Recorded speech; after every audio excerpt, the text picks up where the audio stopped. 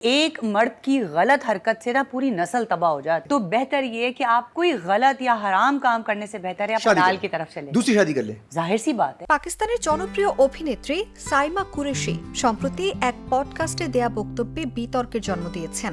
তার মতে ৯৫% পুরুষ দ্বিতীয় বিয়ে করতে চায়। এই মন্তব্য ঘিরে শুরু হয়েছে নানা আলোচনা সমালোচনা। সাইমা ওই আলাপচারিতায় নারীদের আয়, পুরুষদের বৈবাহিক দায়িত্ব নিয়ে আলোচনা করেন। তিনি বলেন, যেসব পুরুষ পরকীয়ায় আগ্রহী তাদের উচিত দায়িত্বশীলভাবে বৈধভাবে বিয়ে করা, কারণ তাদের বেপরোয়া আচরণের কারণে পরিবার ও ভবিষ্যৎ প্রজন্মের ক্ষতি হতে পারে। কারো অনুভূতি নিয়ে খেলতে বারণ করে সাইমা কুরেশি বলেন, কারো অনুভূতি নিয়ে খেলার চেয়ে একজন পুরুষের বৈধভাবে বিয়ে করা অনেক ভালো। গোপন সম্পর্কের চেয়ে দ্বিতীয় বিয়ে করাই ভালো বলে মত সাইমা কুরেশির।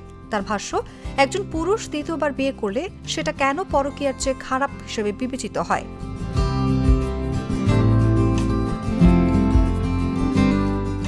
পুরুষদের প্রতি আহ্বান জানিয়ে সাইমা কুরেশি জানান, পরিষ্কার ও দায়িত্বশীল সিদ্ধান্ত নিন এবং অবৈধ সম্পর্ক থেকে বিরত থাকেন।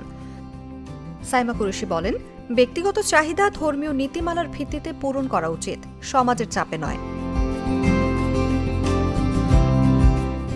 ৫১ বছর বয়সী সাইমা কুরেশির এসব মন্তব্য সামাজিক যোগাযোগ মাধ্যমে ছড়িয়ে পড়ার পর ব্যাপক আলোচনার জন্ম দিয়েছে।